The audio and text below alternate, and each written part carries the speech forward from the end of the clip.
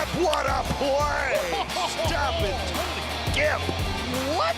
That's our reaction too, Tony. I badly want to see it again. Oh my God. Maybe the best play of the year, folks. That is full airborne. So Tony Kemp, sensational play. Robert and I agree on a few things in life. Chocolate chip cookies are king. Yeah. Naps are great, and Tony Kemp made the catch of the year. Tony Kemp joins us right. on MLB Central this morning. Yeah, Tony, good morning to you. Thanks so much morning, for joining Tony. us. Walk us through it. Did you know you had to jump on it right from the start? Hey, first off, I appreciate you guys. That's high praise right there. Honestly, I feel like God kind of took my body over right there. I feel like that reaction was so natural. It was like I was a spectator, and when I came up with it, that was a natural reaction. I feel like I kind of just shocked myself. So we were just happy to get out of the inning.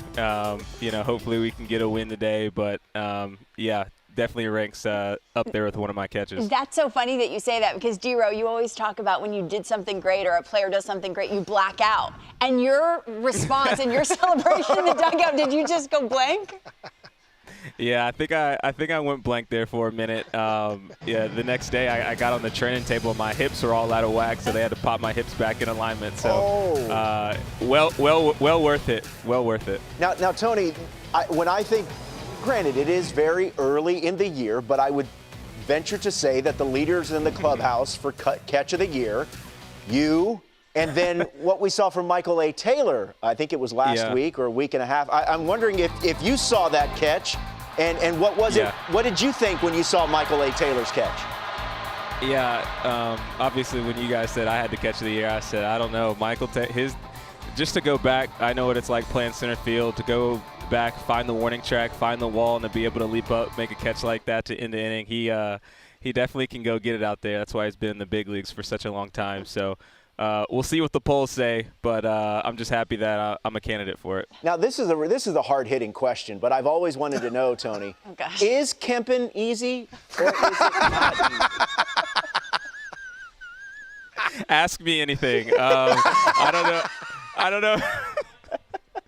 I don't know if it's easy, man. I'm just going out there having a good time, and you kind of speak to my soul being a utility player, and finally to get everyday at bats. It's nice to be in there every day and be able to showcase your talent. So just super blessed I'll be able to have this opportunity. Tony, take me inside that mindset. Expanding off that, we were just talking about Rowdy Tellez.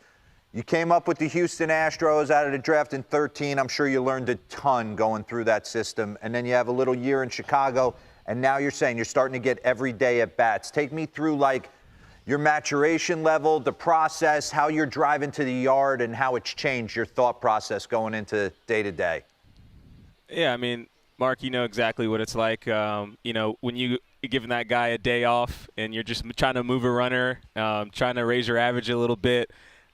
Anything you can do when you're trying to give Jose Altuve a day or any of those guys. So to be able to know that, 90% of the time you're going to be in the lineup, it's just a different mindset. And, not the start I wanted to the season so far, but at the plate. But I feel like just being able to get used to those everyday at-bats, getting used to hitting at the top of the lineup, that's a little bit of an adjustment period too. So just getting comfortable in my own skin and being able to go out there and just have quality at-bats. And I feel like you just have a quality at-bat after quality at-bat, and your numbers will be what you want. Tony, I want to jump off that because I think you're an interesting person to ask this question to. College baseball has always been on the forefront of my mind, but it's exploded over the last couple years. And you're a Vandy guy, 2013 draft. Like, how much did those years at Vanderbilt kind of help you playing at that high level of baseball? Kind of take me inside what your thoughts are there. Yeah, I mean, I think I equate playing at Vanderbilt is like playing AA baseball. Yeah. I mean, the arms that you're seeing on every weekend, there's not really any breaks when you're playing in the SEC. So I feel like I applaud those guys who come out of high school, go in the minor leagues, make the big leagues, have a great career. I don't think I would be where I'm at without Vanderbilt, just because what Tim Corbin does is he takes guys in and he teaches them about the game.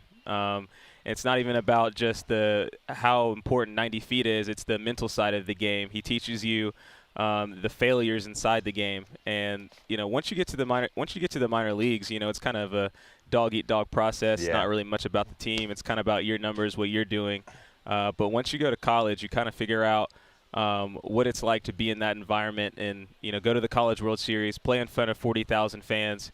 And, you kind of get those jitters out when you're 18, 19, 20 years old. So, I don't think I would be standing here talking to you right now if it wasn't for Vanderbilt for sure. Tony, I look back at your 2021 spring training. You said, I'm going to try and maybe start getting some more lift on the ball, maybe hit for some pop, because I think nowadays, right, but in this day and age, right, in this game, well, that's easy to do. That's what everyone's doing. You kind of went back to what your approach is, but I think that a player like you is more appreciated in today's game of putting the ball in play. Are you starting to appreciate yourself more as a player and the strengths that you bring?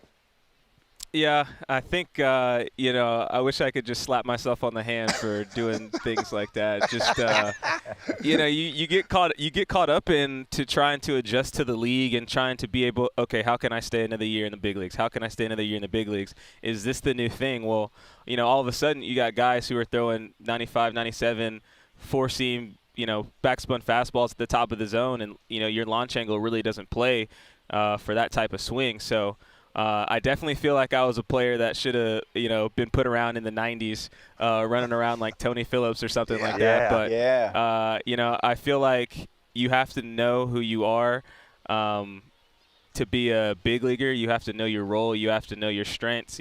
Mine's plate discipline, getting on base for the guys who can drive me in. So I just feel like I had to revert back to what got me to the big leagues and what I was able to do so well, and that's why I feel like I have success. So I feel like just getting the ball on the ground and being able to hit line drives all over the field, and it's kind of just like whatever the game tells you to do, you play the game, and the game will always reward you. And you guys know the game.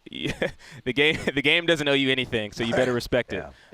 So just being able to play hard and give that effort every day. Tony's talking and Dero's shaking his head yes, like he's saying exactly Know your thyself. mindset. Know thyself. Tony Kemp knows thyself. Yep, there you go. And since Tony Kemp is the authority on catches, we thought that you would rank some of our favorites, if that's okay with you. 1 being the worst and 10 being the best. Okay, we're I gonna have start. no idea where this is going. We're not going to put you in a bad spot. You're good. No. Some fan catches, if you will. Okay. Oh, fan catches. Starting with the popcorn situation we saw the other night. This, I feel like this. Dude. Go, please, go. He's saving his popcorn. I watched this the other day. I think it's just been funny to see fans back in the stands because they haven't been like 2020. They were just like didn't come in the stands. So now they're here. They're just like absolutely going berserk. Working wild. Making up for lost Yeah. time. Right. How do you feel about fans with babies in Bjorns while catching a ball? Honestly, it's impressive to, I'm a fresh dad, so if I saw my wife out there with a baby carrier making catches like that, I'd say I got laundry for the rest of the year. So Still feeding. The bottle did not move. Still holding the bottle. Dude, he saved his wife from There was an air bubble in there when he reached for that ball. There was going to be acid reflux. 100% that baby had acid reflux. This one happened in Oakland, and this poor lady was this one right here. a great Tony. sport. Look at this. hey, Would your wife react like this? hey, we saw this live, so it makes it even better. Just is your day ruined right after that happens? Just soaked in beer and just all right, let's go home. Let's go home. She's laughing on the camera things after. are about She's to get like, crazy. You never know. She was great. She was My great. personal favorite, taking you back to spring training. This fan is very, very invested. Oh yeah. All out, all the time. Yeah. Oh, yeah. Wait for it. Go. Yard sale! Hey, what's going through your mind? You lost your hat. The trash is everywhere. You didn't get the ball. What do? You get on your hands and knees and you pick it up like a good boy. You don't have a choice. Yeah. Nothing else you can do. Pick up the trash. Oh my God. Hey Tony, thank you very much for joining us, man. This was fun. Hopefully we can have you on again real soon. Hey, I appreciate you guys. You guys are up early, so I applaud what you guys do. Thanks, Thanks, Tony. Tony. Thank you very much. That's Tony Kemp from the Oakland A's as they get ready to take on, I believe they're finishing up their series against the Detroit Tigers this afternoon, 1:10 Eastern time start between the A's and the Tigers. All right.